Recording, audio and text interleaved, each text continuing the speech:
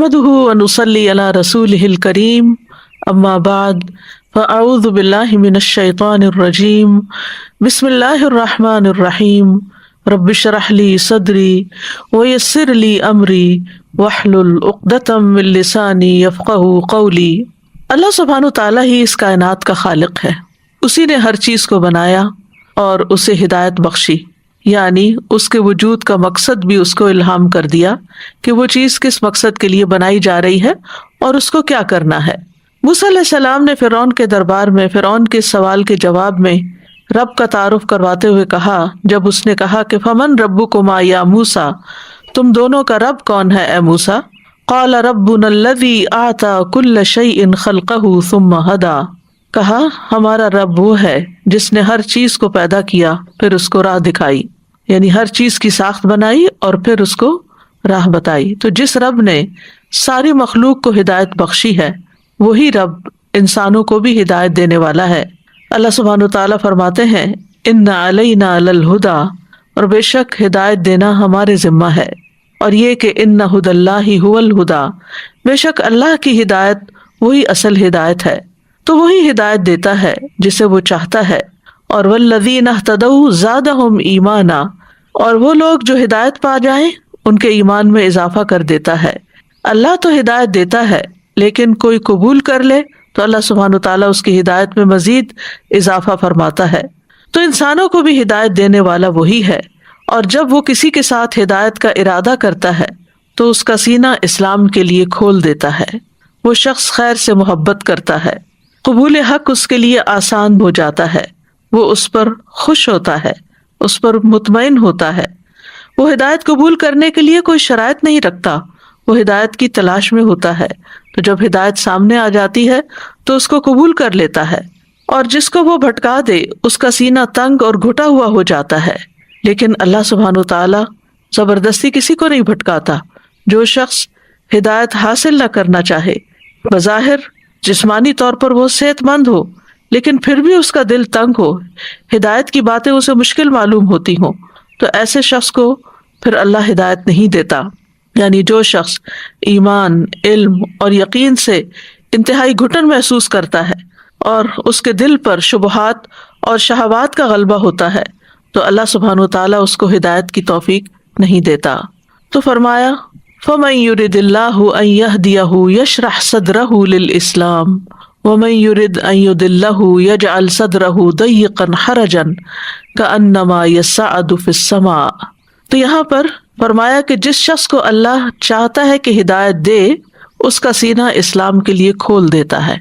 और इसमें जब बंदा चाहता है कि उसको हिदायत मिले तो अल्लाह सुब्हानहू तआला भी उसके लिए हिदायत की राहें आसान कर देता है, उसको तौफीक अता करता है, इस्लाम को उसके लिए आसान और सहल कर देता है, इस्लाम की तरफ आने के लिए उसको हिम्मत अता करता है।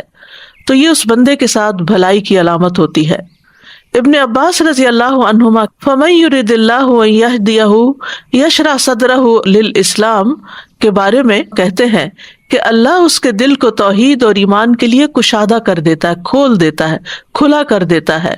और इस तरह वो अल्लाह के हर हुक्म को दिल की खुशी से कबूल करता है। इसीलिए एक हदीस में भी आता है कि मन युरिदिल्लाहु बिही खैरन युफक्किहु फिद्दीन, कि जिसके साथ अल्लाह ताला खैर का इरादा करता है उसको दीन की समझ दे देता है। और अल्लाह सुब्हानहू तआला ने यहाँ जो फरमाया कि फमन युरिदिल्लाहु अन यहदियहु, जिसके साथ अल्लाह इरादा करता है कि उसे हिदायत दे, तो यहाँ इरादे से मुराद इरादा कौनिया है और हिदायत से मुराद नेक अमाल की तौफीक देने की हिदायत है। तो ऐसे इंसान को आप देखेंगे कि उसका सीना इस्लाम के अहकामात के लिए, उसके शायर के लिए खुला होता है। वो खुशी से, खुले दिल से, ओपन माइंडेडली उसको कबूल कर लेता है और फिर खुशी से उस पर अमल भी करता है। ये जो आता है कि नमाज मुनाफिकों के लिए बहुत भारी है लेकिन मुखलिस लोगों के लिए वो आंखों की ठंडक भी है। नबी सल्लल्लाहु अलैहि वसल्लम ने फरमाया तुम्हारी दुनिया की चीजों में से औरतें और खुशबू मेरे लिए महबूब बना दी गई और मेरी आंखों की ठंडक नमाज में रख दी गई। तो गोया ये शरह सदर की अलामत है कि इंसान को नेक अमल से मोहब्बत हो। ऐसे लोगों के लिए अल्लाह और लोगों के हुकूक से ताल्लुक रखने वाले तमाम आमाल के लिए शरह सदर हो जाता है। دل کھل جاتا ہے۔ اس کے طریقے اور عبادت میں سے ہے کہ انسان پر واجب ہے کہ وہ سارے کے سارے اسلام کو اس کے اصولوں اور اس کے فروع یعنی اس کی جزئیات کے ساتھ قبول کریں، اور اس کو بھی قبول کریں جو اللہ کے حق کے ساتھ تعلق رکھتا ہے اور اس کو بھی جو بندوں کے حقوق کے ساتھ تعلق رکھتا ہے۔ اور انسان کو چاہیے کہ پھر وہ کھلے دل سے ان چیزوں کو قبول کرے، اور اگر وہ ایسا نہیں کرتا تو پھر وہ ان لوگوں میں سے ہو جائے گا کہ جن کا دل اللہ نے ہدایت کے لیے تنگ کر دیا۔ تو خوش نصیب ہے وہ جس کا سینہ اللہ کھول دے، اور یہ اللہ ہی کے ہاتھ میں ہے، وہی دلوں کو کھولتا ہے، اور خوش نصیبی اس کی مخلوقات میں سے ایک مخلوق بھی ہے۔ تو اپنی مخلوق میں سے اس خوش نصیبی کو جس آدمی کے دل میں چاہتا ہے رکھ دیتا ہے، لہذا وہ دین کی بات سننے پر خوش ہوتا ہے، مسکراتا ہے، گویا وہ اس کے اپنے دل کی بات ہو۔ لیکن جس سے یہ سعادت چھن جائے، اس کو اسلام کا ایک ایک حکم، لوگوں کا حق، اللہ کا حق بہت بھاری اور بوجھل لگتا ہے۔ اسی لیے فرمایا وَمَن يُرِدْ أَن يُضِلَّهُ يَجْعَلْ صَدْرَهُ ضَيِّقًا حَرَجًا كَأَنَّمَا يَصَّعَّدُ فِي السَّمَاءِ، یعنی جسے اللہ تعالیٰ گمراہ کرنے کا ارادہ کر لیتا ہے تو اس کی علامت یہ ہے کہ اس کا سینہ تنگ اور گھٹا ہوا کر دیتا ہے، اس کا دل شبہات اور شہوات کے سمندر میں ڈوب جاتا ہے، بھلائی اس تک راہ نہیں پاتی، نہ ہی بھلائی اور نیکی کے لیے سینہ کھلتا ہے، گویا وہ سخت تنگی اور شدت میں ہے، گویا وہ آسمان پہ چڑھ رہا ہے، یعنی اسے آسمان پر چڑھنے کا مکلف کیا جا رہا ہے جہاں چڑھنے کی اس کے اندر کوئی طاقت نہیں۔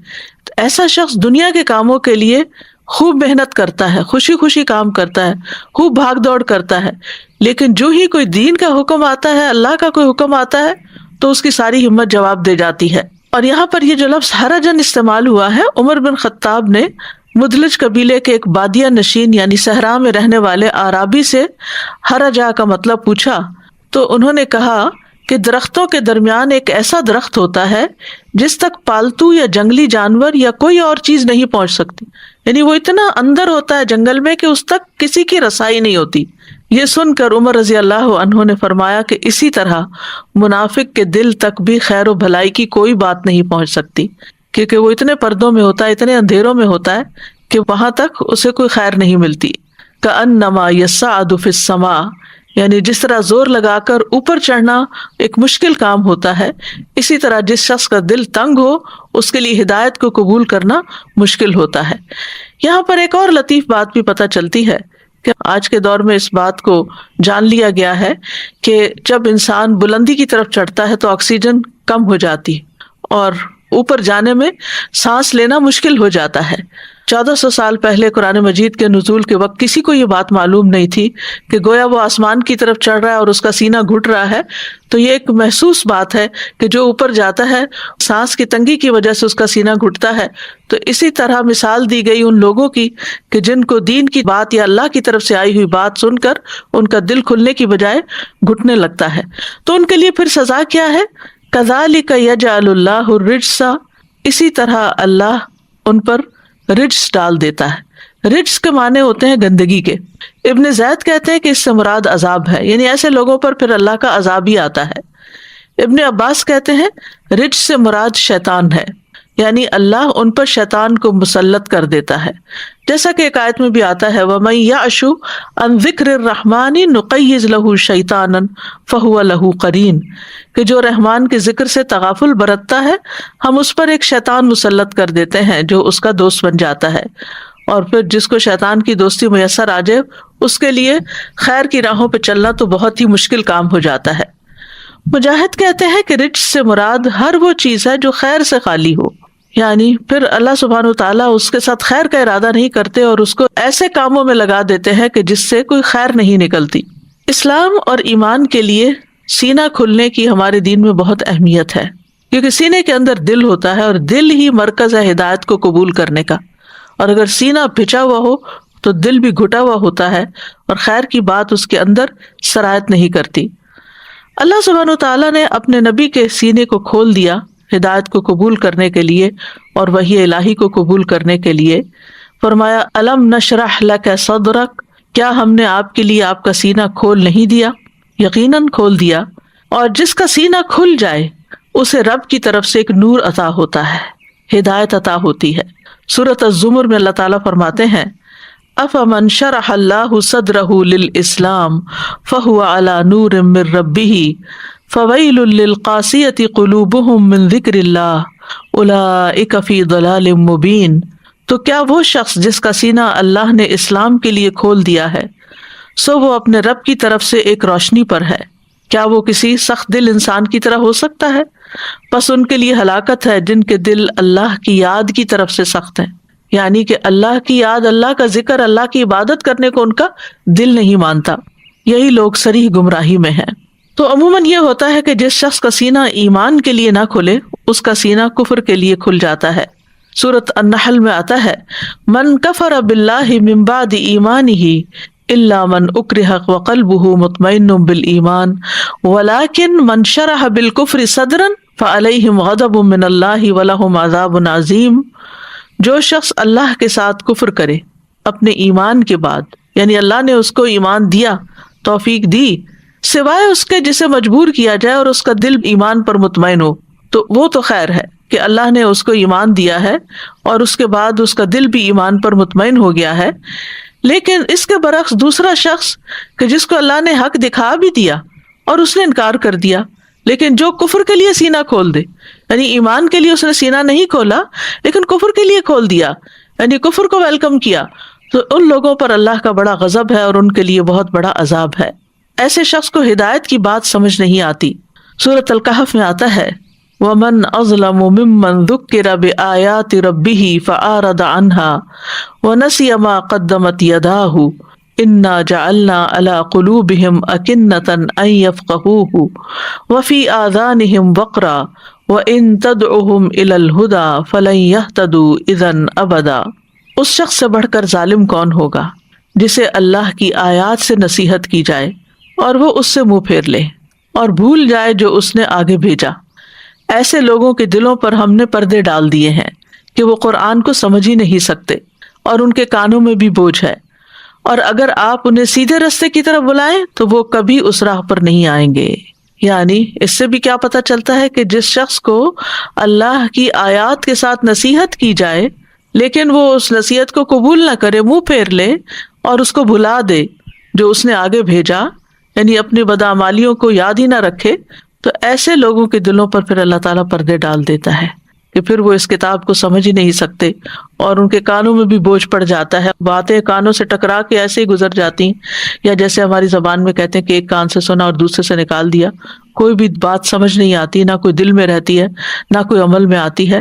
ایسے لوگوں کو اگر سیدھے راستے کی طرف بلایا جائے تو وہ بات نہیں سنتے، وہ آتے ہی نہیں، کیونکہ اب اللہ تعالیٰ نے ان سے ہدایت کی توفیق چھین لی ہے۔ یاد رکھیے، ایمان کے اعتبار سے دل کی 4 قسمیں ہیں۔ حذیفہ رضی اللہ عنہ سے روایت ہے، وہ کہتے ہیں کہ دلوں کی 4 اقسام ہیں۔ ایک، غلاف میں لپٹا ہوا دل، پس یہ کافر کا دل ہے، یعنی جس کے اندر کچھ جاتا ہی نہیں، ختم اللہ علی قلوبہم۔ دوسرا ہے ٹیڑھا دل، یہ منافق کا دل ہے، یعنی گویا کہ اس میں ہدایت کی کچھ بات آئی لیکن اس نے کنٹین نہ کی۔ تیسرا ہے ملاوٹ کے بغیر دل، گویا کہ اس میں چراغ چمک رہا ہے، پس یہ مومن کا دل ہے۔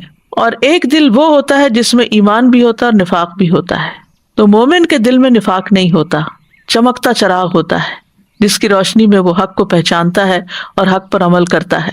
تو ایمان کی مثال یوں ہے جیسے کوئی درخت ہو جس کو پاکیزہ پانی مدد دیتا ہو، اور نفاق کی مثال ایسے ہے جیسے کوئی پھوڑا پھنسی ہو جس کو پیپ اور خون مدد دیتا ہو، یعنی دونوں پنپ رہے ہیں، درخت بھی پنپ رہا ہے لیکن وہ صاف پانی سے، اور پھوڑا بھی پنپ رہا ہے لیکن وہ پیپ سے۔ بس ان دونوں میں سے جو بھی دل پر غالب آ جائے گا وہی حالت غالب آ جائے گی، یعنی جس کو وحی کے پانی سے، وحی کی بارش سے فائدہ ہو اس کو ہدایت مل جائے گی، اور دوسرا جس کا دل ٹیڑھا ہو وہ اس ہدایت کو اپنے اندر نہیں رکھے گا اور نفاق میں مبتلا ہو جائے گا، اور جس کا دل کھلے ہی نہ تو وہ تو کفر میں مبتلا ہو گیا۔ ایمان اللہ سبحانہ وتعالیٰ کے صرف پسندیدہ بندوں کو نصیب ہوتا ہے۔ صحیح الترغیب و ترہیب میں آتا ہے، عبداللہ بن مسعود روایت کرتے ہیں کہ رسول اللہ صلی اللہ علیہ وسلم نے فرمایا، یقیناً اللہ مال اسے بھی دیتا ہے جس سے محبت کرتا ہے اور اسے بھی دیتا ہے جس سے محبت نہیں کرتا، لیکن ایمان صرف اسے دیتا ہے جس سے وہ محبت کرتا ہے۔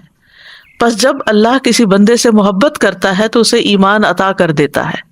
تو یہ اللہ تعالیٰ کی محبت کی علامت ہوتی ہے کہ جس کو ہدایت دینا چاہتا ہے وہ اس کے لیے آسان کر دیتا ہے، اس کا دل کھول دیتا ہے اور اس کو نصیب ہو جاتا ہے۔ اور پھر سورۃ الحجرات میں آتا ہے کہ اللہ تعالیٰ اس کے دل میں ایمان کو مزین کر دیتا ہے، زینت بخشتا ہے، خوبصورت کر دیتا ہے، یعنی اس شخص کو ایمان سے محبت ہو جاتی ہے۔ وَلَكِنَّ اللَّهَ حَبَّبَ إِلَيْكُمُ الْإِيمَانَ وَزَيَّنَهُ فِي قُلُوبِكُمْ وَكَرَّهَ إِلَيْكُمُ الْكُفْرَ وَالْفُسُوقَ وَالْعِصْيَانَ أُولَئِكَ هُمُ الرَّاشِدُونَ۔ اور لیکن اللہ نے تمہارے لیے ایمان کو محبوب بنا دیا اور اسے تمہارے دلوں میں مزین کر دیا، اور اس نے کفر اور گناہ اور نافرمانی کو تمہارے لیے ناپسندیدہ کر دیا، یہی لوگ ہدایت والے ہیں۔ یعنی جس کے دل میں کفر، گناہ اور نافرمانی کی نفرت ہے اور اس کے برعکس ایمان کی محبت ہے، تو ایسا ہی شخص دراصل ہدایت یافتہ ہے۔ یاد رکھیے، دل انسانی جسم کا سب سے قیمتی حصہ ہے، اور اگر دل میں نور ہو تو انسان اس روشنی میں ہدایت پا جاتا ہے، اور اگر دل ہی اندھیرا ہو تو پھر انسان کے سامنے حق کی، خیر کی 100 باتیں بھی کی جائیں تو وہ اس کو سمجھ نہیں آتی۔ نعمان بن بشیر کہتے ہیں، میں نے رسول اللہ صلی اللہ علیہ وسلم کو فرماتے ہوئے سنا، بے شک جسم میں ایک ٹکڑا ہے، جب اس کی اصلاح ہو جاتی ہے تو تمام جسم کی اصلاح ہو جاتی ہے، اور جب وہ خراب ہو جاتا ہے تو تمام جسم خراب ہو جاتا ہے۔ سنو، وہ دل ہے، اور ایمان کا مقام بھی دل ہے، تقویٰ کا مقام بھی دل ہے، اچھائی اور برائی کی پہچان کا معاملہ بھی دل کے ساتھ ہے۔ اس لیے رسول اللہ صلی اللہ علیہ وسلم نے فرمایا، جس کے دل میں رائی کے دانے برابر بھی ایمان ہوگا وہ آگ میں داخل نہیں ہوگا۔ یعنی اگر دل کے اندر ایمان ہے تو پھر اس کے لیے جہنم میں خلود نہیں ہے، ہمیشگی نہیں ہے، بلکہ اس کو وہاں سے نکال لیا جائے گا، اور یہاں تو یہ فرمایا کہ وہ آگ میں داخل بھی نہیں ہوگا۔ پھر اسی طرح ابو ہریرہ کہتے ہیں کہ رسول اللہ صلی اللہ علیہ وسلم نے اپنے سینے کی طرف اشارہ کرتے ہوئے فرمایا 3 بار، تقویٰ یہاں ہے، تقویٰ یہاں ہے، تقویٰ یہاں ہے۔ اسی طرح ابن مسعود کہتے ہیں، وہ شخص ہلاک ہوا جس کا دل نیکی کو نیکی اور اس کا دل برائی کو برائی نہ سمجھے۔ اور یہ بھی کب ہوتا ہے کہ دل نیکی کو نیکی سمجھے اور اس کو سمجھ میں آ جائے کہ یہ نیکی ہے؟ جب دل کے اندر روشنی ہوتی ہے، جب دل کے اندر ایمان ہوتا ہے، جب دل کے اندر ایمان کا چراغ جل رہا ہوتا ہے، تو پھر انسان کو فوراً سمجھ آ جاتا ہے کہ جو نیکی میں نے کی ہے وہ واقعی نیکی تھی، اور جو برائی کی ہے وہ برائی تھی۔ یعنی برائی اور بھلائی کا فرق محسوس کرنے لگتا ہے، اور اللہ تعالیٰ دل کی بنیاد پر ہی بندوں کو چنتا ہے۔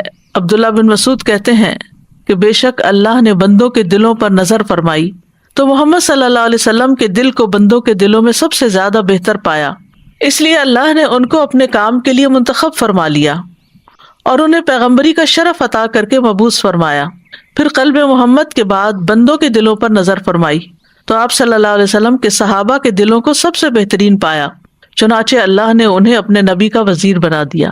پھر اللہ سبحانہ تعالیٰ بندوں کی شکلیں دیکھنے کے بجائے دل دیکھتا ہے۔ مشہور حدیث ہے صحیح مسلم کی، ان اللہ لا ينظر الى اجسادکم ولا الى صورکم ولکن ينظر الى قلوبکم واشار باصابعہ الى صدرہ۔ رسول اللہ صلی اللہ علیہ وسلم نے فرمایا، بے شک اللہ نہ تمہارے جسموں کو دیکھتا ہے کہ کتنے فٹ اور سمارٹ ہیں، نہ ہی تمہاری صورتوں کو دیکھتا ہے جو سو کالڈ انسانوں کے بنائے ہوئے اسٹینڈرڈ ہیں، ان کے مطابق حسن کے جو معیار ہیں ان پر کون پورا اترتا ہے۔ فرمایا کہ نہ وہ تمہاری صورتوں کو دیکھتا ہے لیکن وہ تمہارے دلوں کی طرف دیکھتا ہے۔ اور آپ صلی اللہ علیہ وسلم نے اپنی انگلیوں سے اپنے سینے کی طرف اشارہ فرمایا، یعنی اللہ دل کی طرف دیکھتا ہے۔ تو اس لیے جس شخص کا دل خوش ہوا اور شرح صدر ہوا، نیکی کر کے اس کے اندر ایک اطمینان پیدا ہوا، تو اللہ سبحانہ و تعالیٰ اس سے راضی ہو جائیں گے، اور ایسے شخص کو ایک طرح سے ایمان نصیب ہو گیا۔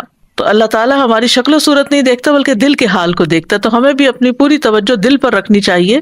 لیکن آپ دیکھیے کہ ہم سب زیادہ تر اپنا وقت اپنی ظاہر کو سجانے میں لگاتے ہیں، بہترین لباس پہننا، میک اپ کرنا، فٹ رہنے کے لیے ایکسرسائز کرنا، اور بھی ظاہری خوبصورتی کی جتنی بھی چیزیں ہیں ان پر ہمارا وقت زیادہ لگتا ہے، جس کی وجہ سے لوگوں کی نگاہ میں ہم زیادہ جج جائیں۔ لیکن اس کے برعکس دل چونکہ لوگوں کو نظر نہیں آتے، اس لیے ان کی خوبصورتی کی طرف توجہ عموماً کم ہوتی ہے۔ تو اس آیت سے بیسیکلی ہمیں یہ پتہ چلتا ہے کہ جس کے ساتھ اللہ ارادہ کر لے بھلائی کا، تو گویا ہمارے دل اللہ کے ہاتھ میں ہیں، جیسا کہ حدیث میں بھی آتا ہے، بے شک تمام بنی آدم کے دل رحمان کی انگلیوں میں سے 2 انگلیوں کے درمیان ایک دل کی طرح ہیں، وہ اسے پھیر دیتا ہے جہاں وہ چاہتا ہے، یعنی چاہتا تو ہدایت کی طرف پھیر دیتا ہے اور چاہتا تو گمراہی کی طرف پھیر دیتا ہے.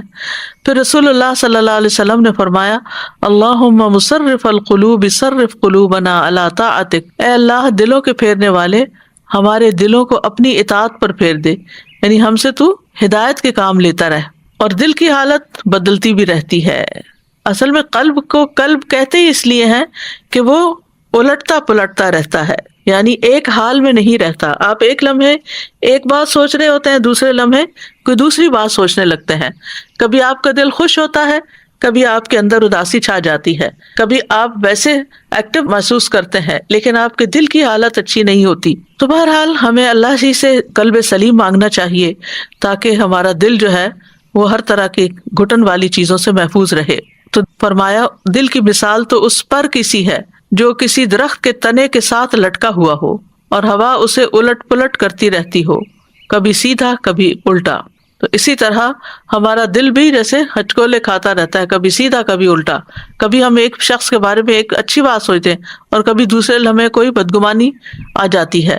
اسی طرح باقی امور میں بھی ایسا ہی ہوتا ہے. مقداد بن اسود کہتے ہیں کہ میں نے رسول اللہ صلی اللہ علیہ وسلم کو فرماتے ہوئے سنا ابن آدم کا دل اس ہنڈیا سے بھی زیادہ تیزی کے ساتھ بدلتا ہے جو خوب کھول رہی ہو. تو اس سے یہ پتہ چلتا ہے کہ دل کے اندر لمحے لمحے جو خیال آ رہے ہوتے ہیں اور پھر خیالات کی ایک ٹرین بن جاتی ہے اور بعض اوقات وہ ایسی جگہ لے جاتی ہے کہ جہاں جا کر دل خراب ہی ہوتا ہے اور بعض اوقات اچھے مناظر بھی دکھاتی ہے. تو اب سوال یہ پیدا ہوتا ہے کہ اگر ہمارا دل گھٹا ہوا ہے اور ہمارا دل بند ہے اور سخت ہے اور زنگ لگا ہوا ہے اور کسی چیز میں دل لگتا نہیں، تو پھر کیا کرنا چاہیے؟ یعنی دل کا علاج کیسے کریں؟ دل کا شرح صدر کیسے ہو؟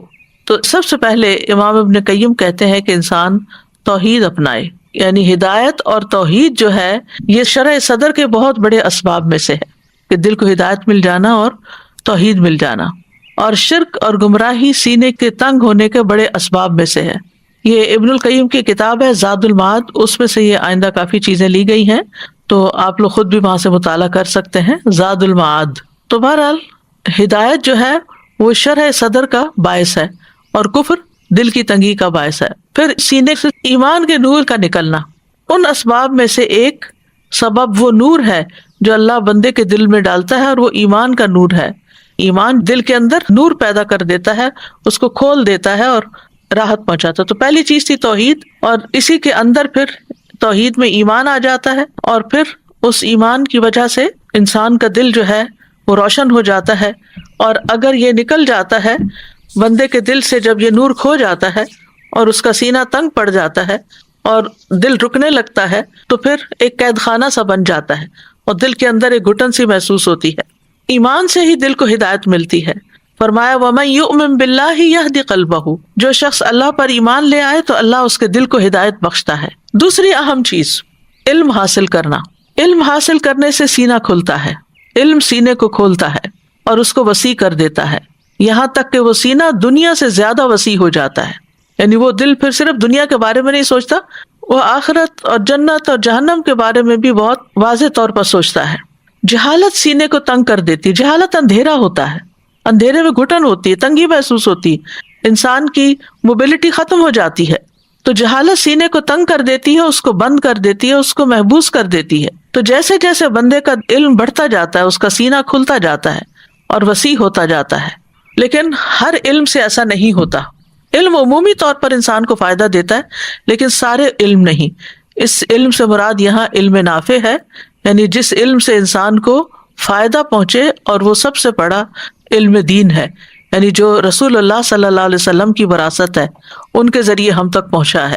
تو جو لوگ اس علم کو صحیح طور پر حاصل کریں اچھی نیت کے ساتھ اور اس پر عمل بھی کریں تو ان کے سینے کھل جاتے ہیں، پھر وہ دل وسیع ہو جاتے ہیں، اور ایسے لوگ پھر وسعت قلبی کا ثبوت دیتے ہیں.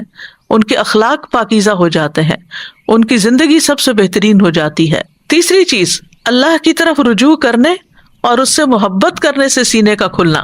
الانابۃ الی اللہ سبحانہ وتعالی، یعنی اللہ سبحانہ وتعالی کی طرف رجوع کرنا اور دل کی گہرائی سے اللہ سے محبت کرنا اور اس کی طرف متوجہ ہونا اور اس کی عبادت سے خوشی پانا. دوسری کوئی بھی چیز بندے کے سینے کو ان سے بڑھ کر نہیں کھولتی. تو جب کبھی دل تنگ ہونے لگے تو فوراً اللہ کی طرف رجوع کریں، اللہ کا ذکر کریں، قرآن مجید پڑھیں، اللہ تعالیٰ کو یاد کریں، تو انشاءاللہ کچھ ہی دیر کے بعد آپ کے دل کی حالت بہتر ہونے لگے گی۔ اور علامہ ابن القیم کہتے ہیں یہاں تک کہ کبھی وہ کہتا ہے کہ اگر جنت میں میری یہی حالت ہوگی تو سب سے زیادہ خوشگوار زندگی گزارنے والا میں ہی ہوں گا، یعنی اتنا زیادہ شرح صدر ہو جاتا ہے کہ دنیا میں بھی اس کو جنت کا مزہ آنے لگتا ہے۔ یاد رکھیے جتنی زیادہ اللہ سے محبت ہوگی اتنا ہی زیادہ دل کھلے گا، انسان کے اندر ایک خوشی پیدا ہو جائے گی، اور اس کو وہی جانتا ہے جس کے اندر اللہ کی محبت ہو۔ اور جیسے جیسے اللہ کی محبت مضبوط اور شدید ہوتی جاتی ہے سینہ اتنا ہی زیادہ کھلتا جاتا ہے اور وسیع ہوتا جاتا ہے، اور صرف بیکار لوگوں کو دیکھ کے اس کا دل تنگ پڑتا ہے، یعنی ویسے اس کا دل تنگ نہیں ہوتا، لیکن جو لوگ وقت ضائع کریں، بیکار ہوں، فضول لغو کاموں میں لگے ہوئے ہوں۔ اور امام ابن القیم کہتے ہیں جن کی حالت یہ نہیں ہوتی تو ایسے لوگوں کو دیکھنا ان کی آنکھ کا تنکا ہے، یعنی ان کو دیکھ کے پریشان ہوتے ہیں، اور ان سے ملنا ان کے لیے بخار کی مانند ہوتا ہے، یعنی ایسے لوگوں سے مل کر بھی وہ خوش نہیں ہوتے۔ پھر اسی طرح اللہ تعالیٰ سے اگر کوئی روگردانی کر لیتا ہے تو پھر اس کا سینہ بھی تنگ ہو جاتا ہے، یعنی جو نماز نہ پڑھے، ذکر نہ کرے، قرآن نہ پڑھے، دین کی مجلس میں شرکت نہ کرے۔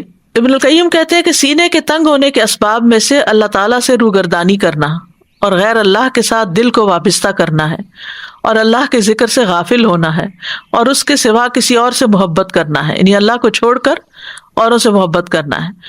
تو جو اللہ کے سوا کسی دوسرے سے ویسی محبت کرتا ہے، یعنی جیسی اللہ سے کی جانی چاہیے، تو وہ اسی کے ساتھ عذاب دیا جاتا ہے، اور غیر اللہ کی محبت میں اس کا دل جکڑ دیا جاتا ہے، تو زمین میں اس سے بڑا بدبخت کوئی نہیں ہوتا، کیونکہ پھر اس کو اس کے بغیر چین اور قرار ہی نہیں آتا، تو یہ بذات خود ایک بہت بڑی سزا ہو جاتی ہے۔ اسی طرح اللہ کے ذکر سے روگردانی کے نتیجے میں زندگی تنگ ہو جاتی ہے۔ فرمایا سورۃ طٰہٰ میں وَمَنْ أَعْرَضَ عَنْ ذِكْرِي فَإِنَّ لَهُ مَعِيشَةً ضَنْكًا وَنَحْشُرُهُ يَوْمَ الْقِيَامَةِ أَعْمَىٰ، جس نے میرے ذکر سے منہ پھیرا تو بے شک اس کے لیے دنیا کی زندگی تنگ ہے، اور اسے ہم قیامت کے دن اندھا کر کے اٹھائیں گے۔ قال رب لم حشرتنی اعمیٰ وقد كنت بصیرا، وہ کہے گا اے میرے رب تو نے مجھے اندھا کر کے کیوں اٹھایا، حالانکہ میں تو دیکھنے والا تھا۔ وہ فرمائے گا اسی طرح تیری طرف ہماری آیات آئی تھی تو انہیں بھول گیا تھا، اور اسی طرح آج تو بھلایا جاتا ہے۔ تو جو اللہ کی کتاب کو بھلا دیتا ہے، اللہ کی بات کو بھلا دیتا ہے، پھر اس کا سینہ تنگ ہو جاتا ہے۔ پھر اسی طرح چوتھی چیز یہ ہے کہ نبی صلی اللہ علیہ وسلم کی اتباع کی جائے، اس سے بھی سینہ کھلتا ہے۔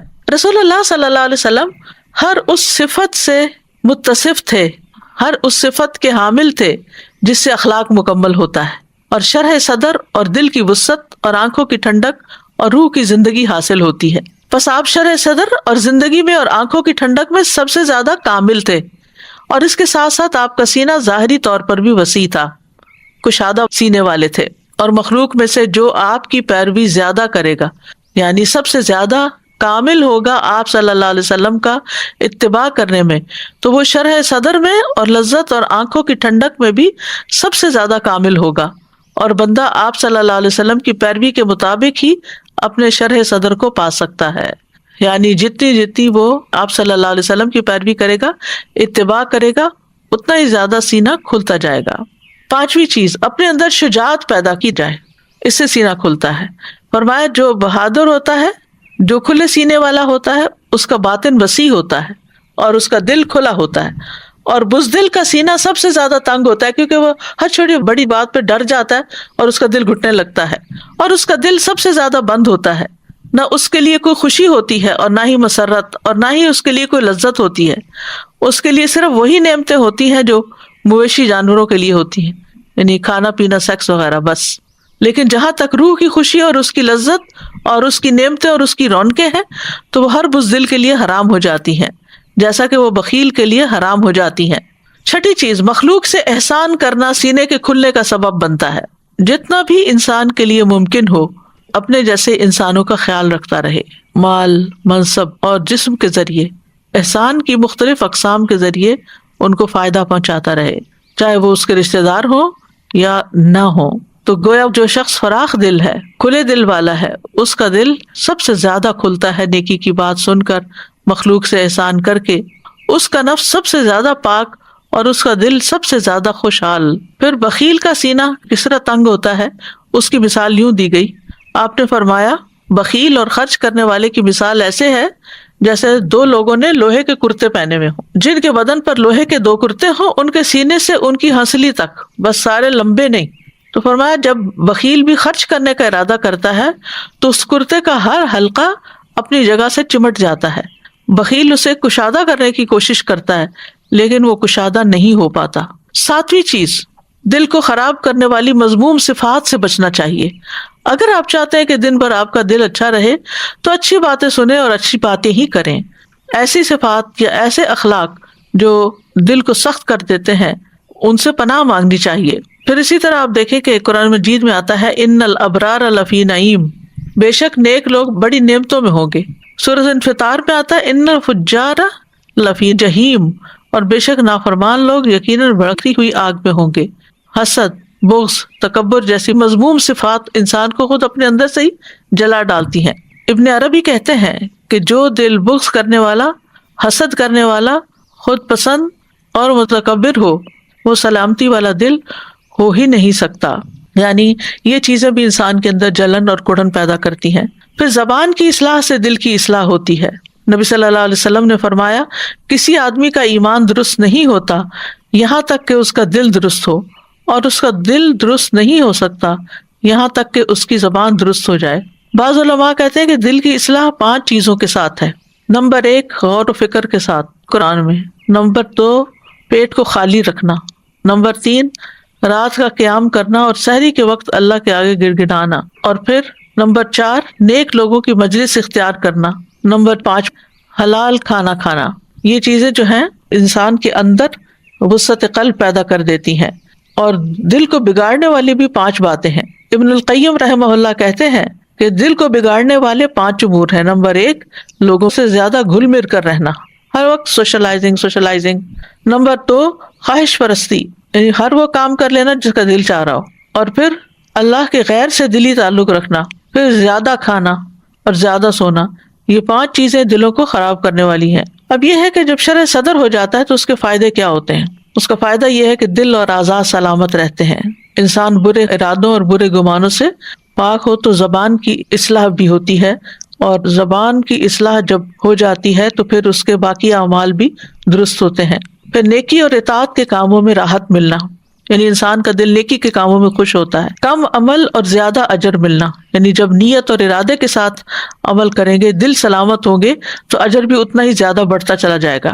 خیر اور شر کی پہچان ملنا، ابن تیمیہ کہتے ہیں کہ سلامتی والا قابل تعریف دل وہ ہوتا ہے جو خیر کا ارادہ کرے اور شر کا ارادہ نہ کرے۔ اسی طرح دعوت دین کے لیے بھی شرح صدر کی ضرورت ہوتی ہے۔ جب ہی موسیٰ علیہ السلام نے یہ دعا پڑھی تھی رب اشرح لی صدری ویسر لی امری واحلل عقدۃ من لسانی یفقہوا قولی، اس نے کہا اے میرے رب میرے لیے میرا سینہ کھول دے اور میرے لیے میرا کام آسان کر دے اور میری زبان کی کچھ گرہ کھول دے تاکہ وہ میری بات کو سمجھ جائیں۔ تو پھر یہاں سوچئے ذرا کہ کیا چیز ہے جس کا ذکر یہاں کیا جا رہا ہے کہ میرا سینہ کھول دے، کس چیز سے بند کیا جاتا ہے اور کہاں سے بند کیا جاتا ہے۔ پھر اسی طرح انسان کے دل کی حالت کے مطابق ہی قبر میں بھی اس سے معاملہ کیا جائے گا۔ بندے کا قبر میں خوشی اور عذاب اور قید ہونے اور آزاد ہونے میں وہی حال ہوگا جو سینے میں دل کا ہوتا ہے۔ پھر مومن کی قبر وسیع ہوگی، قیامت کے دن سلامت دل والے کے لیے نجات ہوگی۔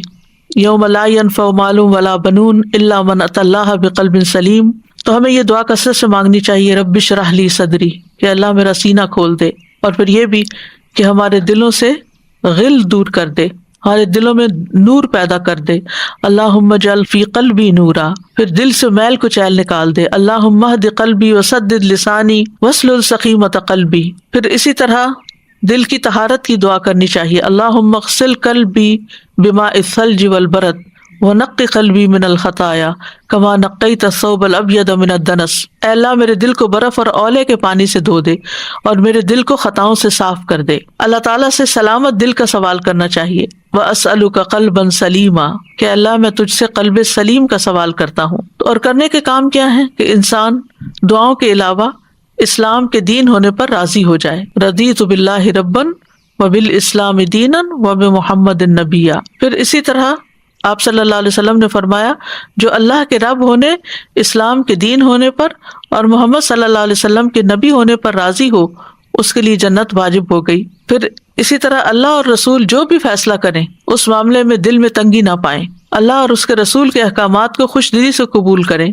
دل کی خوشی کے ساتھ بجا لائیں، اپنے آپ کو عبادت کے لیے فارغ کریں، عبادت میں خوشی محسوس کریں۔ عبداللہ بن محمد بن حنفیہ سے روایت ہے، وہ کہتے ہیں کہ میں اور میرے والد انصاریوں میں ہمارے سسرالیوں کے ہاں کسی کی عیادت کے لیے گئے تو نماز کا وقت ہو گیا، تو اس نے اپنے گھر والوں میں سے کسی کو کہا، اے لڑکی میرے لیے وضو کا پانی لاؤ، شاید میں نماز پڑھ لوں تو راحت پاؤں۔ کہتے ہیں تو ہم نے ان کا یہ جملہ پسند نہ کیا کہ شاید کہ میں راحت پاؤں۔ انہوں نے کہا میں نے رسول اللہ صلی اللہ علیہ وسلم کو سنا، آپ فرماتے تھے اے بلال اٹھو اور ہمیں نماز کے ساتھ راحت پہنچاؤ۔ پھر اسی طرح سینے کی ہدایت کے لیے قرآن کو تھام کر رکھیں کیونکہ شفاء لما فی الصدور ہے۔ پھر یہ کہ اپنے ایمان کا وقتاً فوقتاً جائزہ لیتے رہیں، تجدید کرتے رہیں اور اس کے لیے نیک لوگوں کے ساتھ وقت گزاریں، دل کو غیر اخلاقی برائیوں سے پاک کر دیں، ہر ماہ کے 3 روزے رکھیں اور پھر دل کو چمکانے کے لیے کثرت سے استغفار کریں کیونکہ گناہ وہاں جا کے بیٹھ جاتے ہیں، تو استغفار سے وہ دل چمک اٹھتا ہے۔ نعمتوں پر شکر گزار ہوں اور گناہوں پر استغفار کرتے رہیں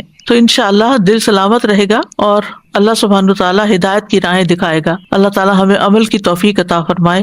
وآخر دعوانا ان الحمد للہ رب العالمین۔ سبحانک اللہم وبحمدک، اشہد ان لا الہ الا انت، استغفرک واتوب الیک۔ السلام علیکم ورحمۃ اللہ وبرکاتہ۔ نحمدہ ونصلی علی رسولہ الکریم، اما بعد فاعوذ باللہ من الشیطان الرجیم، بسم اللہ الرحمن الرحیم۔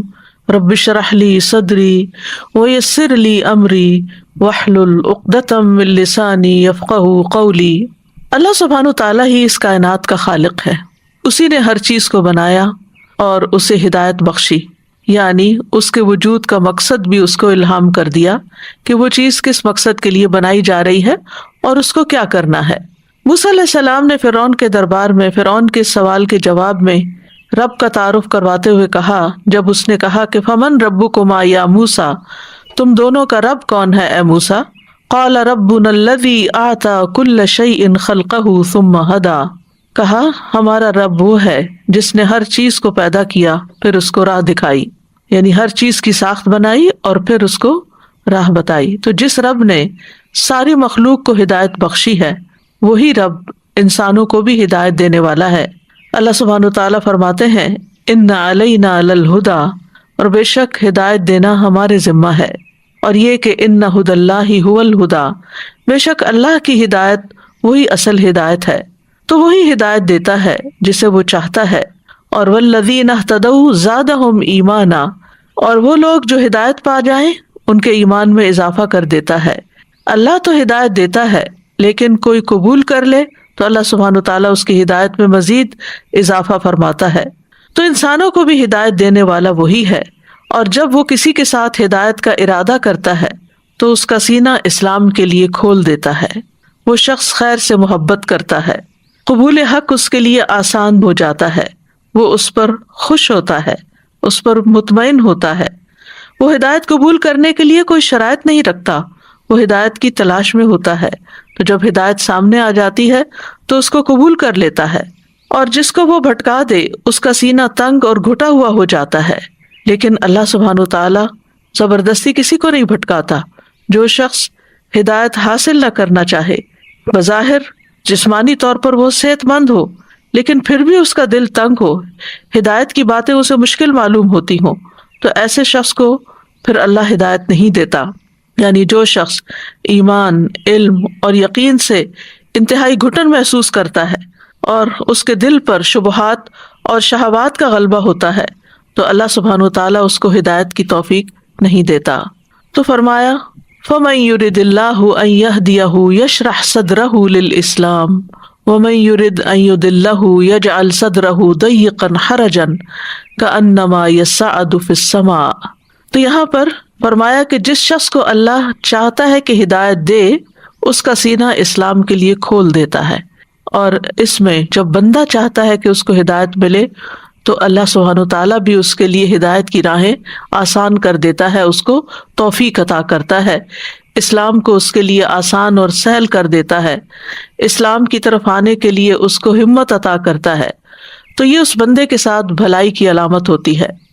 ابن عباس رضی اللہ عنہما فَمَن يُرِدِ اللَّهُ أَن يَهْدِيَهُ يَشْرَحْ صَدْرَهُ لِلْإِسْلَامِ کے بارے میں کہتے ہیں کہ اللہ اس کے دل کو توحید اور ایمان کے لیے کشادہ کر دیتا ہے، کھول دیتا ہے، کھلا کر دیتا ہے، اور اس طرح وہ اللہ کے ہر حکم کو دل کی خوشی سے قبول کرتا ہے۔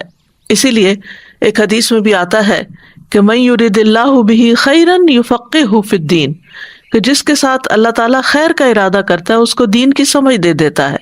اور اللہ سبحانہ تعالیٰ نے یہاں جو فرمایا کہ فَمَن يُرِدِ اللَّهُ أَن يَهْدِيَهُ، جس کے ساتھ اللہ ارادہ کرتا ہے کہ اسے ہدایت دے، تو یہاں ارادے سے مراد ارادہ کونیہ ہے، اور ہدایت سے مراد نیک اعمال کی توفیق دینے کی ہدایت ہے۔ تو ایسے انسان کو آپ دیکھیں گے کہ اس کا سینہ اسلام کے احکامات کے لیے، اس کے شاعر کے لیے کھلا ہوتا ہے، وہ خوشی سے، کھلے دل سے، اوپن مائنڈلی اس کو قبول کر لیتا ہے، اور پھر خوشی سے اس پر عمل بھی کرتا ہے۔ یہ جو آتا ہے کہ نماز منافقوں کے لیے بہت بھاری ہے، لیکن مخلص لوگوں کے لیے وہ آنکھوں کی ٹھنڈک بھی ہے۔ نبی صلی اللہ علیہ وسلم نے فرمایا، تمہاری دنیا کی چیزوں میں سے عورتیں اور خوشبو میرے لیے محبوب بنا دی گئی، اور میری آنکھوں کی ٹھنڈک نماز میں رکھ دی گئی۔ تو گویا یہ شرح صدر کی علامت ہے کہ انسان کو نیک عمل سے محبت ہو۔ ایسے لوگوں کے لیے اللہ اور لوگوں کے حقوق سے تعلق رکھنے والے تمام اعمال کے لیے شرح صدر ہو جاتا ہے، دل کھل جاتا ہے۔ اس کے طریقے اور عبادت میں سے ہے کہ انسان پر واجب ہے کہ وہ سارے کے سارے اسلام کو اس کے اصولوں اور اس کے فروع یعنی اس کی جزئیات کے ساتھ قبول کریں، اور اس کو بھی قبول کریں جو اللہ کے حق کے ساتھ تعلق رکھتا ہے، اور اس کو بھی جو بندوں کے حقوق کے ساتھ تعلق رکھتا ہے۔ اور انسان کو چاہیے کہ پھر وہ کھلے دل سے ان چیزوں کو قبول کرے، اور اگر وہ ایسا نہیں کرتا تو پھر وہ ان لوگوں میں سے ہو جائے گا کہ جن کا دل اللہ نے ہدایت کے لیے تنگ کر دیا۔ تو خوش نصیب ہے وہ جس کا سینہ اللہ کھول دے، اور یہ اللہ ہی کے ہاتھ میں ہے، وہی دلوں کو کھولتا ہے، اور خوش نصیبی اس کی مخلوقات میں سے ایک مخلوق بھی ہے۔ تو اپنی مخلوق میں سے اس خوش نصیبی کو جس آدمی کے دل میں چاہتا ہے رکھ دیتا ہے، لہذا وہ دین کی بات سننے پر خوش ہوتا ہے، مسکراتا ہے، گویا وہ اس کے اپنے دل کی بات ہو۔ لیکن جس سے یہ سعادت چھن جائے، اس کو اسلام کا ایک ایک حکم، لوگوں کا حق، اللہ کا حق بہت بھاری اور بوجھل لگتا ہے۔ اسی لیے فرمایا وَمَن يُرِدْ أَن يُضِلَّهُ يَجْعَلْ صَدْرَهُ ضَيِّقًا حَرَجًا كَأَنَّمَا يَصَّعَّدُ فِي السَّمَاءِ، یعنی جسے اللہ تعالیٰ گمراہ کرنے کا ارادہ کر لیتا ہے تو اس کی علامت یہ ہے کہ اس کا سینہ تنگ اور گھٹا ہوا کر دیتا ہے، اس کا دل شبہات اور شہوات کے سمندر میں ڈوب جاتا ہے، بھلائی اس تک راہ نہیں پاتی، نہ ہی بھلائی اور نیکی کے لیے سینہ کھلتا ہے، گویا وہ سخت تنگی اور شدت میں ہے، گویا وہ آسمان پہ چڑھ رہا ہے، یعنی اسے آسمان پر چڑھنے کا مکلف کیا جا رہا ہے جہاں چڑھنے کی اس کے اندر کوئی طاقت نہیں۔ ایسا شخص دنیا کے کاموں کے لیے خوب محنت کرتا ہے، خوشی خوشی کام کرتا ہے، خوب بھاگ دوڑ کرتا ہے، لیکن جو ہی کوئی دین کا حکم آتا ہے، اللہ کا کوئی حکم آتا ہے، تو اس کی ساری ہمت جواب دے جاتی ہے۔ اور یہاں پر یہ جو لفظ حرجن استعمال ہوا ہے، عمر بن خطاب نے مدلج قبیلے کے ایک بادیہ نشین یعنی صحرا میں رہنے والے اعرابی سے حرجہ کا مطلب پوچھا، تو انہوں نے کہا کہ درختوں کے درمیان ایک ایسا درخت ہوتا ہے جس تک پالتو یا جنگلی جانور یا کوئی اور چیز نہیں پہنچ سکتی، یعنی وہ اتنا اندر ہوتا ہے جنگل میں کہ اس تک کسی کی رسائی نہیں ہوتی۔ یہ سن کر عمر رضی اللہ عنہ نے فرمایا کہ اسی طرح منافق کے دل تک بھی خیر و بھلائی کی کوئی بات نہیں پہنچ سکتی، کیونکہ وہ اتنے پردوں میں ہوتا ہے، اتنے اندھیروں میں ہوتا ہے کہ وہاں تک اسے کوئی خیر نہیں ملتی۔ کأنما یصعد فی السماء، یعنی جس طرح زور لگا کر اوپر چڑھنا ایک مشکل کام ہوتا ہے، اسی طرح جس شخص کا دل تنگ ہو اس کے لیے ہدایت کو قبول کرنا مشکل ہوتا ہے۔ یہاں پر ایک اور لطیف بات بھی پتہ چلتی ہے کہ آج کے دور میں اس بات کو جان لیا گیا ہے کہ جب انسان بلندی کی طرف چڑھتا ہے تو آکسیجن کم ہو جاتی اور اوپر جانے میں سانس لینا مشکل ہو جاتا ہے۔ 1400 سال پہلے قرآن مجید کے نزول کے وقت کسی کو یہ بات معلوم نہیں تھی کہ گویا وہ آسمان کی طرف چڑھ رہا ہے اور اس کا سینہ گھٹ رہا ہے، تو یہ ایک محسوس بات ہے کہ جو اوپر جاتا ہے سانس کی تنگی کی وجہ سے اس کا سینہ گھٹتا ہے۔ تو اسی طرح مثال دی گئی ان لوگوں کی کہ جن کو دین کی بات یا اللہ کی طرف سے آئی ہوئی بات سن کر ان کا دل کھلنے کی بجائے گھٹنے لگتا ہے، تو ان کے لیے پھر سزا کیا ہے؟ کذالک یجعل اللہ الرجس، اسی طرح اللہ ان پر رجس ڈال دیتا ہے۔ رجس کے معنی ہوتے ہیں گندگی کے۔ ابن زید کہتے ہیں کہ اس سے مراد عذاب ہے، یعنی ایسے لوگوں پر پھر اللہ کا عذاب ہی آتا ہے۔ ابن عباس کہتے ہیں رجس سے مراد شیطان ہے، یعنی اللہ ان پر شیطان کو مسلط کر دیتا ہے، جیسا کہ ایک آیت میں بھی آتا ہے وَمَن يَعْشُ عَن ذِكْرِ الرَّحْمَنِ نُقَيِّضْ لَهُ شَيْطَانًا فَهُوَ لَهُ قَرِينٌ، کہ جو رحمان کے ذکر سے تغافل برتتا ہے ہم اس پر ایک شیطان مسلط کر دیتے ہیں جو اس کا دوست بن جاتا ہے، اور پھر جس کو شیطان کی دوستی میسر آ جائے اس کے لیے خیر کی راہوں پہ چلنا تو بہت ہی مشکل کام ہو جاتا ہے۔ مجاہد کہتے ہیں کہ رجس سے مراد ہر وہ چیز ہے جو خیر سے خالی ہو، یعنی پھر اللہ سبحانہ وتعالیٰ اس کے ساتھ خیر کا ارادہ نہیں کرتے اور اس کو ایسے کاموں میں لگا دیتے ہیں کہ جس سے کوئی خیر نہیں نکلتی۔ اسلام اور ایمان کے لیے سینہ کھلنے کی ہمارے دین میں بہت اہمیت ہے، کیونکہ سینے کے اندر دل ہوتا ہے اور دل ہی مرکز ہے ہدایت کو قبول کرنے کا، اور اگر سینہ پھچا ہوا ہو تو دل بھی گھٹا ہوا ہوتا ہے اور خیر کی بات اس کے اندر سرایت نہیں کرتی۔ اللہ سبحانہ وتعالیٰ نے اپنے نبی کے سینے کو کھول دیا ہدایت کو قبول کرنے کے لیے اور وحی الہی کو قبول کرنے کے لیے۔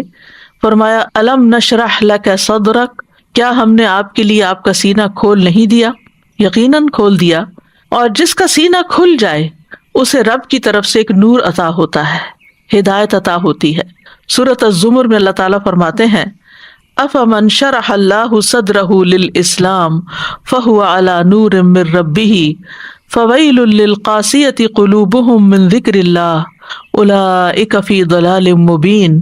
تو کیا وہ شخص جس کا سینہ اللہ نے اسلام کے لیے کھول دیا ہے سو وہ اپنے رب کی طرف سے ایک روشنی پر ہے، کیا وہ کسی سخت دل انسان کی طرح ہو سکتا ہے؟ پس ان کے لیے ہلاکت ہے جن کے دل اللہ کی یاد کی طرف سے سخت ہیں، یعنی کہ اللہ کی یاد، اللہ کا ذکر، اللہ کی عبادت کرنے کو ان کا دل نہیں مانتا، یہی لوگ صریح گمراہی میں ہیں۔ تو عموماً یہ ہوتا ہے کہ جس شخص کا سینہ ایمان کے لیے نہ کھلے اس کا سینہ کفر کے لیے کھل جاتا ہے۔ سورۃ النحل میں آتا ہے من کفر باللہ من بعد ایمانہ الا من اکرہ وقلبہ مطمئن بالایمان ولکن من شرح بالکفر صدرا فعلیہم غضب من اللہ ولہم عذاب عظیم۔ جو شخص اللہ کے ساتھ کفر کرے اپنے ایمان کے بعد، یعنی اللہ نے اس کو ایمان دیا، توفیق دی، سوائے اس کے جسے مجبور کیا جائے اور اس کا دل ایمان پر مطمئن ہو، تو وہ تو خیر ہے کہ اللہ نے اس کو ایمان دیا ہے اور اس کے بعد اس کا دل بھی ایمان پر مطمئن ہو گیا ہے۔ لیکن اس کے برعکس دوسرا شخص کہ جس کو اللہ نے حق دکھا بھی دیا اور اس نے انکار کر دیا، لیکن جو کفر کے لیے سینہ کھول دے، یعنی ایمان کے لیے اس نے سینہ نہیں کھولا لیکن کفر کے لیے کھول دیا، یعنی کفر کو ویلکم کیا، تو ان لوگوں پر اللہ کا بڑا غضب ہے اور ان کے لیے بہت بڑا عذاب ہے۔ ایسے شخص کو ہدایت کی بات سمجھ نہیں آتی۔ سورۃ الکہف میں آتا ہے وَمَنْ أَظْلَمُ مِمَّنْ ذُكِّرَ بِآيَاتِ رَبِّهِ فَأَعْرَضَ عَنْهَا وَنَسِيَ مَا قَدَّمَتْ يَدَاهُ إِنَّا جَعَلْنَا عَلَى قُلُوبِهِمْ أَكِنَّةً أَن يَفْقَهُوهُ وَفِي آذَانِهِمْ وَقْرًا وَإِن تَدْعُهُمْ إِلَى الْهُدَى فَلَن يَهْتَدُوا إِذًا أَبَدًا۔ اس شخص سے بڑھ کر ظالم کون ہوگا جسے اللہ کی آیات سے نصیحت کی جائے اور وہ اس سے منہ پھیر لے اور بھول جائے جو اس نے آگے بھیجا۔ ایسے لوگوں کے دلوں پر ہم نے پردے ڈال دیے ہیں کہ وہ قرآن کو سمجھ ہی نہیں سکتے اور ان کے کانوں میں بھی بوجھ ہے، اور اگر آپ انہیں سیدھے رستے کی طرف بلائیں تو وہ کبھی اس راہ پر نہیں آئیں گے۔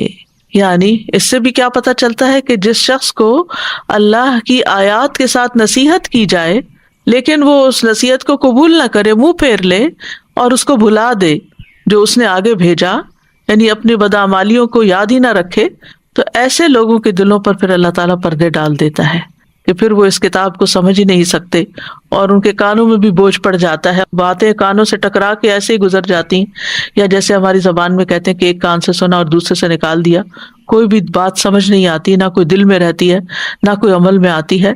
ایسے لوگوں کو اگر سیدھے راستے کی طرف بلایا جائے تو وہ بات نہیں سنتے، وہ آتے ہی نہیں، کیونکہ اب اللہ تعالیٰ نے ان سے ہدایت کی توفیق چھین لی ہے۔ یاد رکھیے ایمان کے اعتبار سے دل کی 4 قسمیں ہیں۔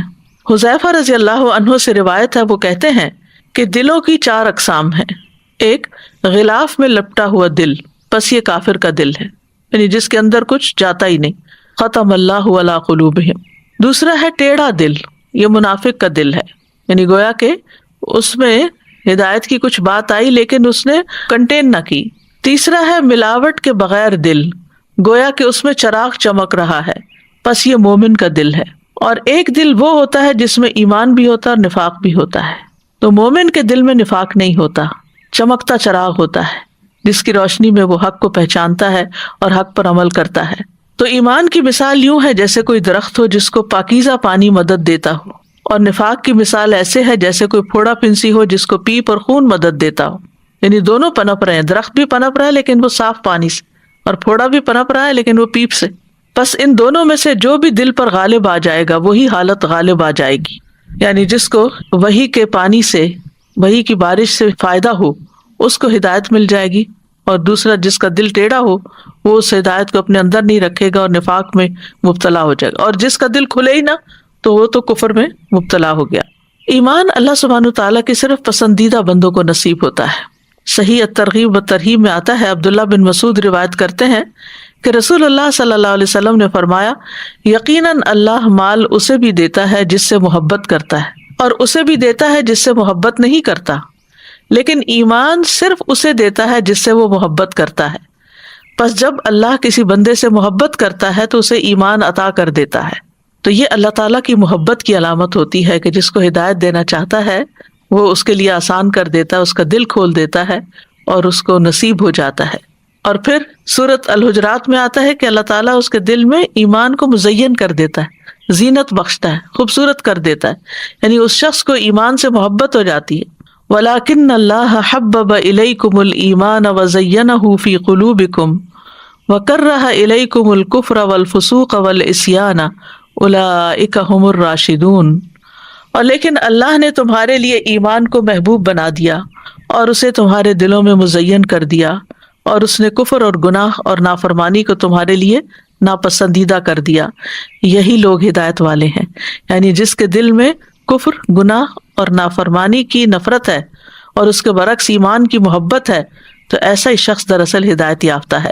یاد رکھیے دل انسانی جسم کا سب سے قیمتی حصہ ہے، اور اگر دل میں نور ہو تو انسان اس روشنی میں ہدایت پا جاتا ہے، اور اگر دل ہی اندھیرا ہو تو پھر انسان کے سامنے حق کی، خیر کی 100 باتیں بھی کی جائیں تو وہ اس کو سمجھ نہیں آتی۔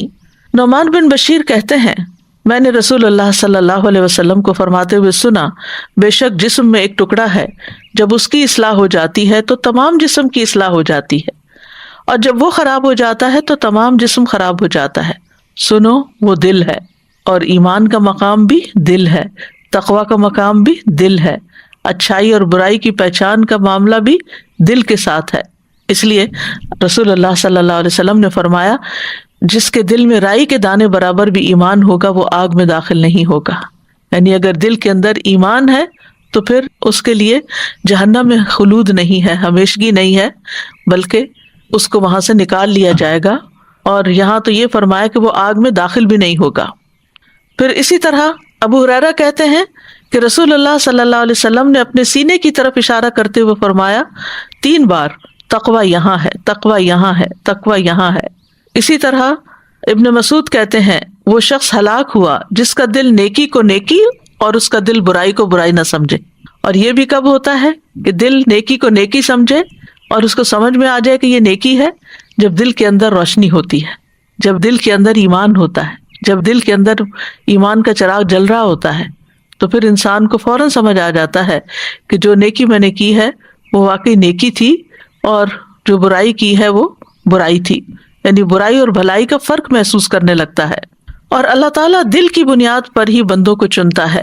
عبداللہ بن مسعود کہتے ہیں کہ بے شک اللہ نے بندوں کے دلوں پر نظر فرمائی تو محمد صلی اللہ علیہ وسلم کے دل کو بندوں کے دلوں میں سب سے زیادہ بہتر پایا، اس لیے اللہ نے ان کو اپنے کام کے لیے منتخب فرما لیا اور انہیں پیغمبری کا شرف عطا کر کے مبعوث فرمایا۔ پھر قلب محمد کے بعد بندوں کے دلوں پر نظر فرمائی تو آپ صلی اللہ علیہ وسلم کے صحابہ کے دلوں کو سب سے بہترین پایا، چنانچہ اللہ نے انہیں اپنے نبی کا وزیر بنا دیا۔ پھر اللہ سبحانہ تعالیٰ بندوں کی شکلیں دیکھنے کے بجائے دل دیکھتا ہے۔ مشہور حدیث ہے صحیح مسلم کی، ان اللہ لا ينظر الى اجسادکم ولا الى صورکم ولکن ينظر الى قلوبکم واشار باصابعہ الى صدرہ۔ رسول اللہ صلی اللہ علیہ وسلم نے فرمایا بے شک اللہ نہ تمہارے جسموں کو دیکھتا ہے کہ کتنے فٹ اور اسمارٹ ہیں، نہ ہی تمہاری صورتوں کو دیکھتا ہے جو سو کالڈ انسانوں کے بنائے ہوئے اسٹینڈرڈ ہیں، ان کے مطابق حسن کے جو معیار ہیں ان پر کون پورا اترتا ہے۔ فرمایا کہ نہ وہ تمہاری صورتوں کو دیکھتا ہے لیکن وہ تمہارے دلوں کی طرف دیکھتا ہے۔ اور آپ صلی اللہ علیہ وسلم نے اپنی انگلیوں سے اپنے سینے کی طرف اشارہ فرمایا، یعنی اللہ دل کی طرف دیکھتا ہے۔ تو اس لیے جس شخص کا دل خوش ہوا اور شرح صدر ہوا، نیکی کر کے اس کے اندر ایک اطمینان پیدا ہوا، تو اللہ سبحانہ وتعالیٰ اس سے راضی ہو جائیں گے، اور ایسے شخص کو ایک طرح سے ایمان نصیب ہو گیا۔ تو اللہ تعالیٰ ہماری شکل و صورت نہیں دیکھتا بلکہ دل کے حال کو دیکھتا، تو ہمیں بھی اپنی پوری توجہ دل پر رکھنی چاہیے۔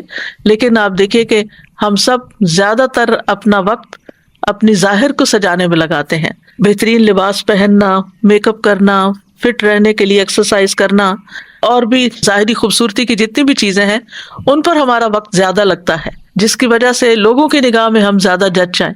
لیکن اس کے برعکس دل چونکہ لوگوں کو نظر نہیں آتے، اس لیے ان کی خوبصورتی کی طرف توجہ عموماً کم ہوتی ہے۔ تو اس آیت سے بیسیکلی ہمیں یہ پتہ چلتا ہے کہ جس کے ساتھ اللہ ارادہ کر لے بھلائی کا، تو گویا ہمارے دل اللہ کے ہاتھ میں ہیں، جیسا کہ حدیث میں بھی آتا ہے بے شک تمام بنی آدم کے دل رحمان کی انگلیوں میں سے 2 انگلیوں کے درمیان ایک دل کی طرح ہیں، وہ اسے پھیر دیتا ہے جہاں وہ چاہتا ہے، یعنی چاہتا تو ہدایت کی طرف پھیر دیتا ہے اور چاہتا تو گمراہی کی طرف پھیر دیتا ہے۔ پھر رسول اللہ صلی اللہ علیہ وسلم نے فرمایا اللہم مصرف القلوب صرف قلوبنا علی طاعتک، اے اللہ دلوں کے پھیرنے والے ہمارے دلوں کو اپنی اطاعت پر پھیر دے، یعنی ہم سے تو ہدایت کے کام لیتا رہ۔ اور دل کی حالت بدلتی بھی رہتی ہے۔ اصل میں قلب کو قلب کہتے ہی اس لیے ہیں کہ وہ الٹتا پلٹتا رہتا ہے، یعنی ایک حال میں نہیں رہتا۔ آپ ایک لمحے ایک بات سوچ رہے ہوتے ہیں، دوسرے لمحے کوئی دوسری بات سوچنے لگتے ہیں۔ کبھی آپ کا دل خوش ہوتا ہے، کبھی آپ کے اندر اداسی چھا جاتی ہے، کبھی آپ ویسے ایکٹیو محسوس کرتے ہیں لیکن آپ کے دل کی حالت اچھی نہیں ہوتی۔ تو بہرحال ہمیں اللہ ہی سے قلب سلیم مانگنا چاہیے تاکہ ہمارا دل جو ہے وہ ہر طرح کی گھٹن والی چیزوں سے محفوظ رہے۔ تو فرمایا دل کی مثال تو اس پر کسی ہے جو کسی درخت کے تنے کے ساتھ لٹکا ہوا ہو اور ہوا اسے الٹ پلٹ کرتی رہتی ہو، کبھی سیدھا کبھی الٹا۔ تو اسی طرح ہمارا دل بھی جیسے ہچکولے کھاتا رہتا ہے، کبھی سیدھا کبھی الٹا۔ کبھی ہم ایک شخص کے بارے میں ایک اچھی بات سوچتے ہیں اور کبھی دوسرے لمحے کوئی بدگمانی آ جاتی ہے۔ اسی طرح باقی امور میں بھی ایسا ہی ہوتا ہے۔ مقداد بن اسود کہتے ہیں کہ میں نے رسول اللہ صلی اللہ علیہ وسلم کو فرماتے ہوئے سنا ابن آدم کا دل اس ہنڈیا سے بھی زیادہ تیزی کے ساتھ بدلتا ہے جو خوب کھول رہی ہو۔ تو اس سے یہ پتہ چلتا ہے کہ دل کے اندر لمحے لمحے جو خیال آ رہے ہوتے ہیں اور پھر خیالات کی ایک ٹرین بن جاتی ہے، اور بعض اوقات وہ ایسی جگہ لے جاتی ہے کہ جہاں جا کر دل خراب ہی ہوتا ہے، اور بعض اوقات اچھے مناظر بھی دکھاتی ہے۔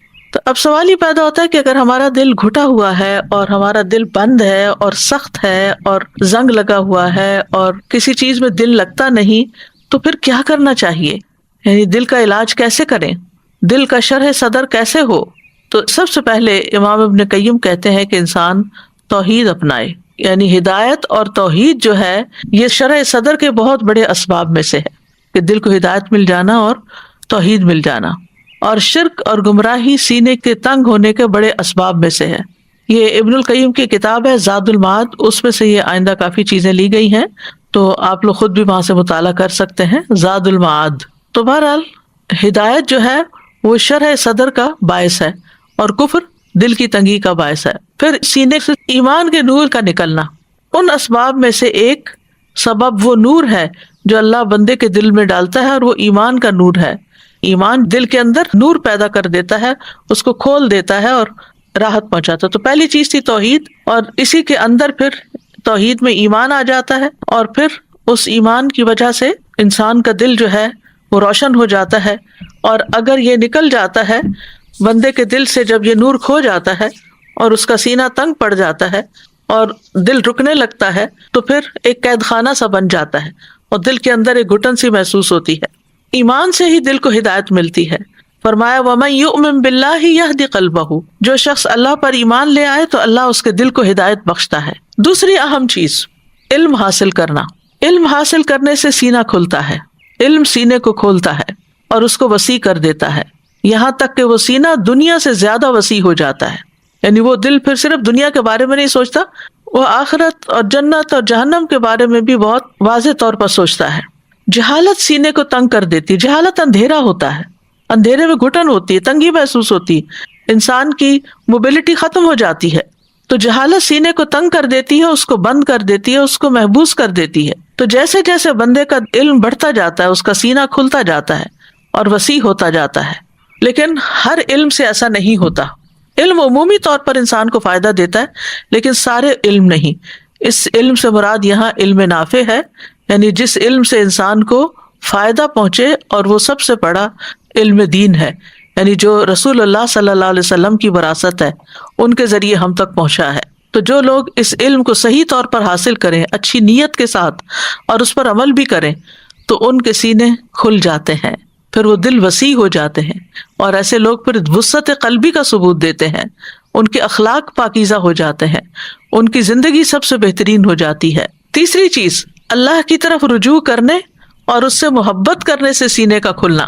الانابۃ الی اللہ سبحانہ وتعالی، یعنی اللہ سبحانہ وتعالی کی طرف رجوع کرنا اور دل کی گہرائی سے اللہ سے محبت کرنا اور اس کی طرف متوجہ ہونا اور اس کی عبادت سے خوشی پانا۔ دوسری کوئی بھی چیز بندے کے سینے کو ان سے بڑھ کر نہیں کھولتی۔ تو جب کبھی دل تنگ ہونے لگے تو فوراً اللہ کی طرف رجوع کریں، اللہ کا ذکر کریں، قرآن مجید پڑھیں، اللہ تعالیٰ کو یاد کریں، تو انشاءاللہ کچھ ہی دیر کے بعد آپ کے دل کی حالت بہتر ہونے لگے گی۔ اور علامہ ابن القیم کہتے ہیں، یہاں تک کہ کبھی وہ کہتا ہے کہ اگر جنت میں میری یہی حالت ہوگی تو سب سے زیادہ خوشگوار زندگی گزارنے والا میں ہی ہوں گا۔ یعنی اتنا زیادہ شرح صدر ہو جاتا ہے کہ دنیا میں بھی اس کو جنت کا مزہ آنے لگتا ہے۔ یاد رکھیے، جتنی زیادہ اللہ سے محبت ہوگی اتنا ہی زیادہ دل کھلے گا، انسان کے اندر ایک خوشی پیدا ہو جائے گی، اور اس کو وہی جانتا ہے جس کے اندر اللہ کی محبت ہو۔ اور جیسے جیسے اللہ کی محبت مضبوط اور شدید ہوتی جاتی ہے، سینہ اتنا ہی زیادہ کھلتا جاتا ہے اور وسیع ہوتا جاتا ہے، اور صرف بیکار لوگوں کو دیکھ کے اس کا دل تنگ پڑتا ہے۔ یعنی ویسے اس کا دل تنگ نہیں ہوتا، لیکن جو لوگ وقت ضائع کریں، بیکار ہوں، فضول لغو کاموں میں لگے ہوئے ہوں۔ اور امام ابن القیم کہتے ہیں جن کی حالت یہ نہیں ہوتی تو ایسے لوگوں کو دیکھنا ان کی آنکھ کا تنکا ہے، یعنی ان کو دیکھ کے پریشان ہوتے ہیں، اور ان سے ملنا ان کے لیے بخار کی مانند ہوتا ہے، یعنی ایسے لوگوں سے مل کر بھی وہ خوش نہیں ہوتے۔ پھر اسی طرح اللہ تعالیٰ سے اگر کوئی روگردانی کر لیتا ہے تو پھر اس کا سینہ بھی تنگ ہو جاتا ہے، یعنی جو نماز نہ پڑھے، ذکر نہ کرے، قرآن نہ پڑھے، دین کی مجلس میں شرکت نہ کرے۔ ابن القیم کہتے ہیں کہ سینے کے تنگ ہونے کے اسباب میں سے اللہ تعالیٰ سے روگردانی کرنا اور غیر اللہ کے ساتھ دل کو وابستہ کرنا ہے، اور اللہ کے ذکر سے غافل ہونا ہے، اور اس کے سوا کسی اور سے محبت کرنا ہے، یعنی اللہ کو چھوڑ کر اوروں سے محبت کرنا ہے۔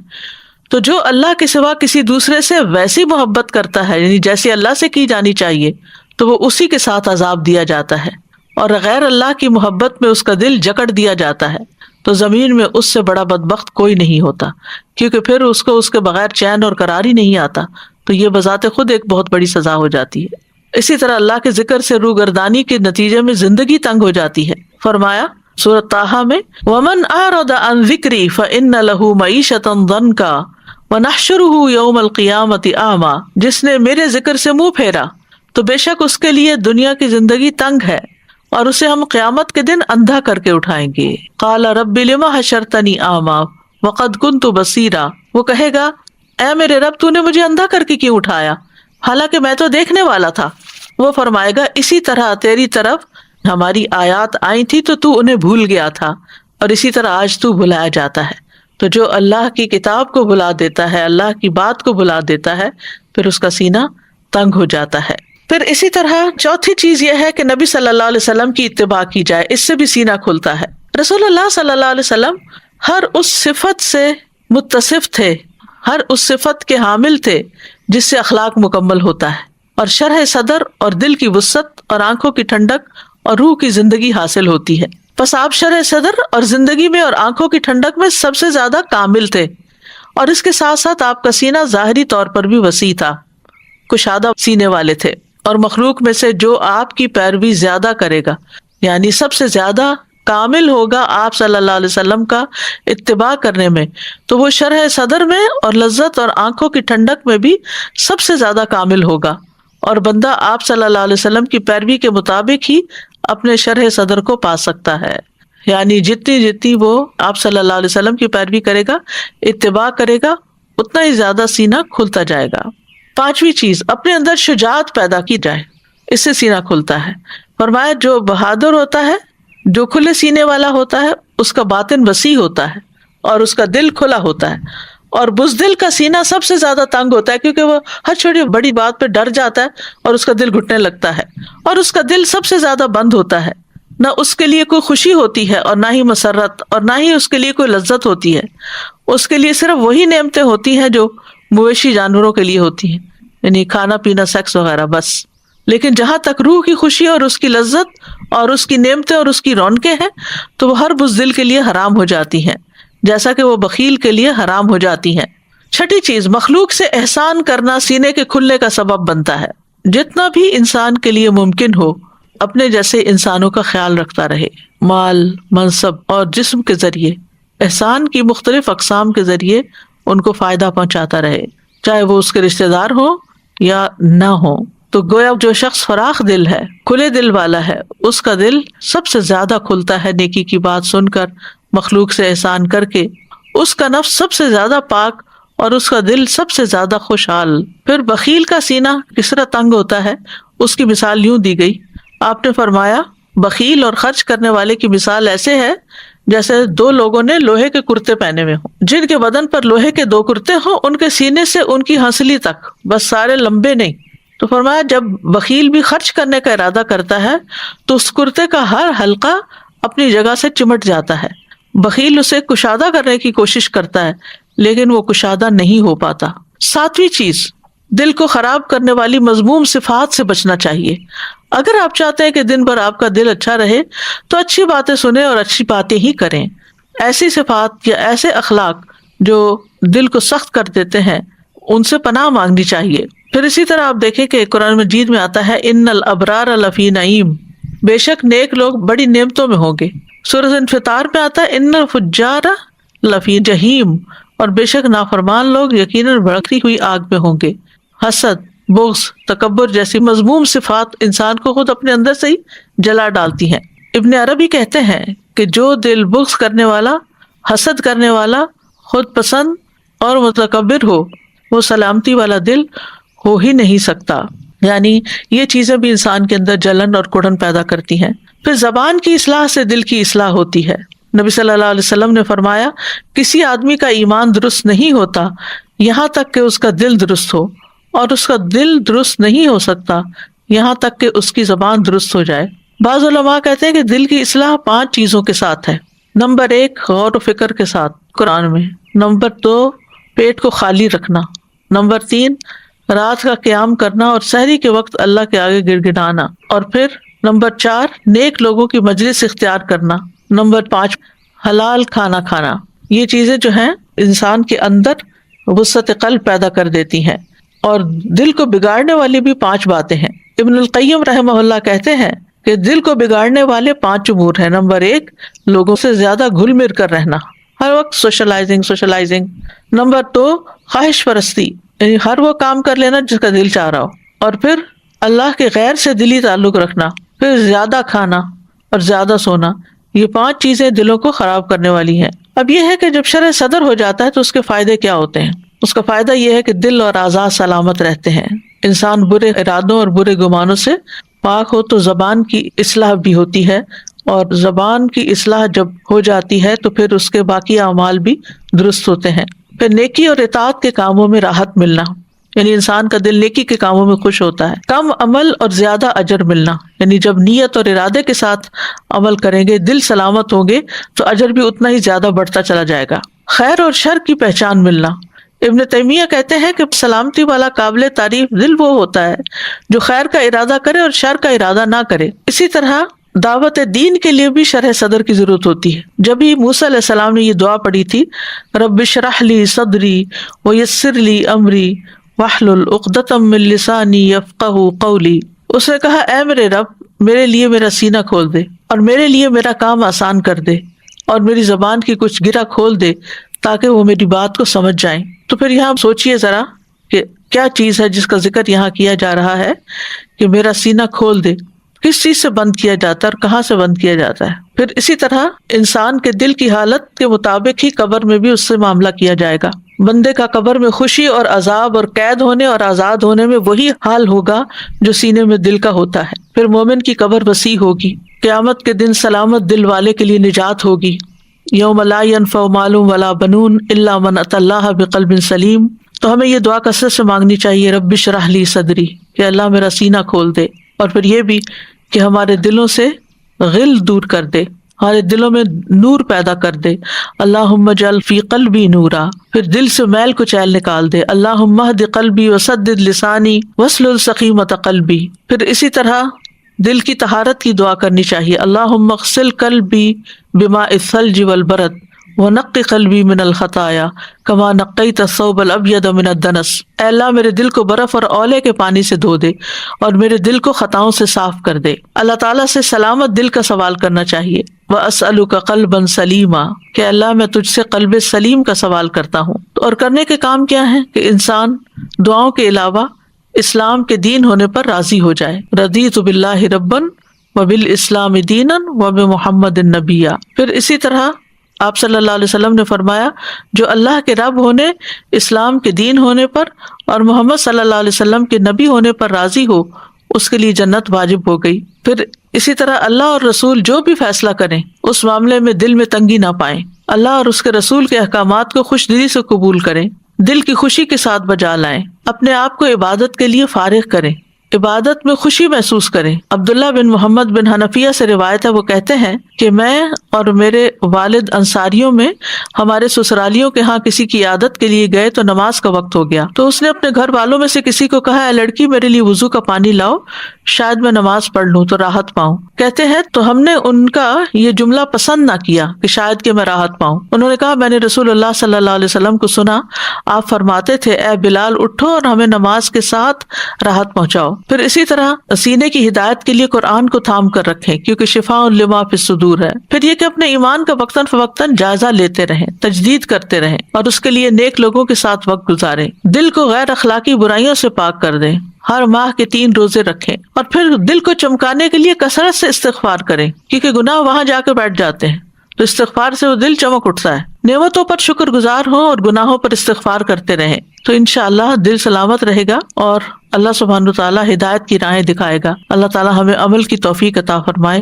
وآخر دعوانا ان الحمد للہ رب العالمین. سبحانک اللہم وبحمدک اشہد ان لا الہ الا انت استغفرک واتوب الیک. السلام علیکم ورحمۃ اللہ وبرکاتہ.